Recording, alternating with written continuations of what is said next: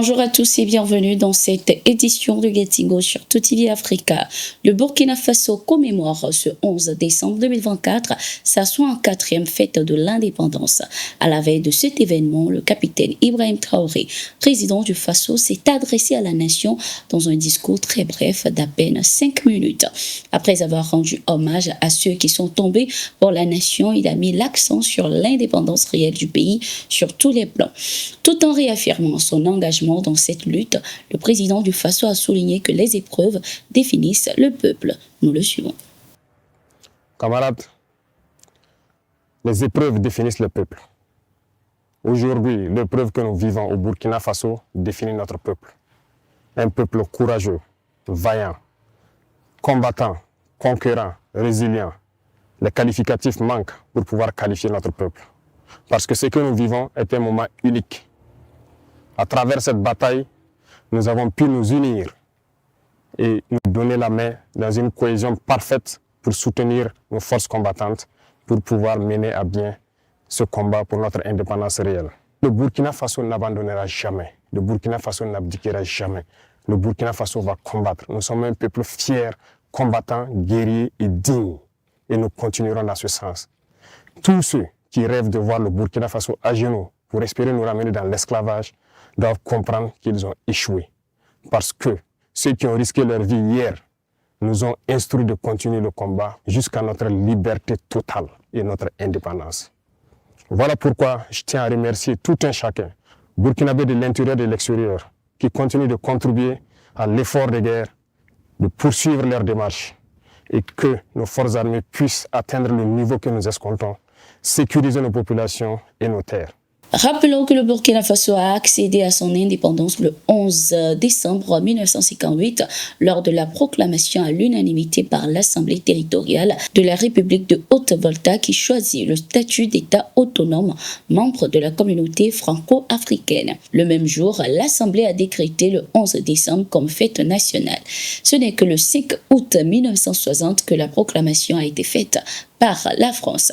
Ces précisions ont été données il y a quelques jours par l'ancien Premier ministre Joachim Apollinaire de Tambela qui a vigoureusement critiqué ces deux dates et proposé d'autres dates pour commémorer l'indépendance du pays. Le 11 décembre ne marque pas une rupture pour un nouveau départ, mais une évolution dans le cadre des perspectives définies par le colonisateur. Tout comme le 5 août 1960 représente également une évolution dans les limites posées par le colonisateur. C'est pourquoi aucune remise en cause fondamentale ne s'est produite ni après le 11 décembre 1958 ni après le 5 août 1960.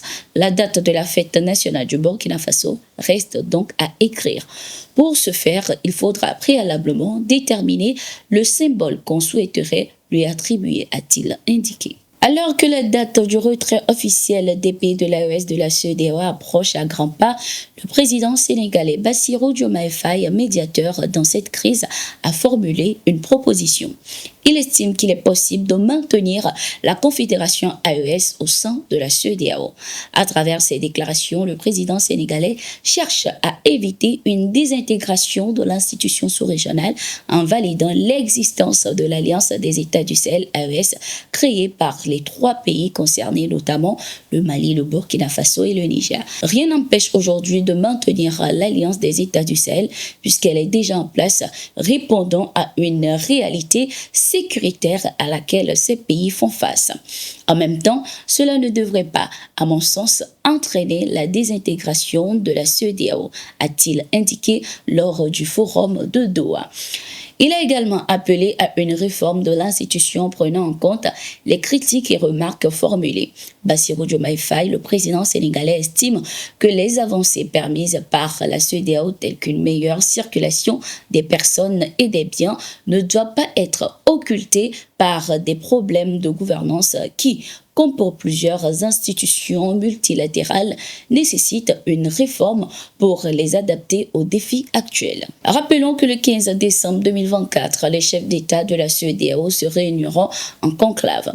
Ce sommet sera déterminant pour l'avenir de l'institution car il devra aborder la question du retrait des pays de l'AES, le délai arrivant à son terme. Au Tchad, c'est désormais officiel, le président Mahamat Idriss Déby a signé ce 10 décembre 2024 un décret le portant au rang de maréchal. Cette signature fait suite au vote du Conseil national de transition qui a décidé de le promouvoir à ce rang en reconnaissance de ses actions pour la sécurisation et la stabilité du pays. La résolution portant sur sa promotion a été adoptée par 160 voix pour, 2 contre et 6 abstentions, 3 semaines avant les premières élections législatives et locales depuis 2011. Dans l'exposé des motifs, le premier vice-président du CNT, Ali Kolotou Tchaïma, a précisé que Mahamat Idriss Déby mérite cette distinction en raison de son parcours dans l'armée tchadienne. Il a notamment évoqué l'opération Ascalit, personnellement conduite par le président tchadien en octobre 2024 dans la région du lac Tchad. Le président tchadien accède ainsi au plus haut rang qu'un soldat ou un officier puisse espérer dans sa carrière, suivant ainsi les pas de son père. Au Sénégal, le ministre du Commerce, Serigne Gueye Diop, a annoncé son intention d'interdire l'exportation des matières premières. L'objectif est de redynamiser l'industrie locale sénégalaise. Nous allons interdire l'exportation des matières premières textiles car si l'on veut développer une industrie locale, il faut la protéger. Quand des pays comme la Chine, le Japon ou les États-Unis protègent leur marché par des taxes, pourquoi le Sénégal ne le ferait-il pas? Nous devons prioriser nos capacités locales de transformation et de production, a-t-il déclaré. Le ministre sénégalais a également évoqué la nécessité pour le pays d'instaurer des politiques fiscales favorisant ainsi la production locale et des mesures limitant les importations, notamment celles de la friperie. Je veux interdire l'importation de friperie car elle concurrence directement nos textiles locaux et freine la croissance du secteur, a-t-il souligné. Première année de son deuxième mandat, le président Félix Tshisekedi, président de la République démocratique du Congo, était à l'Assemblée nationale ce 11 décembre 2024 pour un discours sur l'état de la nation. Il a entre autres abordé les questions liées à la crise sécuritaire qui perdure dans l'Est et a de nouveau fortement accusé le Rwanda. Il a également abordé les sujets de la révision constitutionnelle qui divise aux tensions politiques et des échéances électorales, puis des contextes humanitaires et sanitaires préoccupants. Nous suivons un extrait de son discours. Malgré les progrès réalisés dans plusieurs domaines, la question sécuritaire demeure un défi majeur. Notre pays reste confronté à des rébellions persistantes, dont l'agression de l'armée rwandaise et des terroristes du M23 qui entravent la stabilité nationale, le développement et l'amélioration des conditions de vie de nos concitoyens. Le programme d'action du gouvernement 2024-2028, adopté par cette auguste Assemblée en juin dernier, demeure notre feuille de route. Malgré les secousses de l'économie mondiale et les tensions géopolitiques, notre pays fait preuve d'une résilience exemplaire et s'adapte avec succès aux enjeux contemporains. Notre économie en pleine transformation présente des signes de solidité encourageants. Nous prévoyons cette année une croissance de 6%, un rythme nettement supérieur à la moyenne de 3,8% attendue en Afrique subsaharienne. Ainsi s'achève cette édition. Merci d'être resté avec nous. Nous sommes en continu sur nos différentes plateformes et sur notre site d'information, le www.toutafrica.com.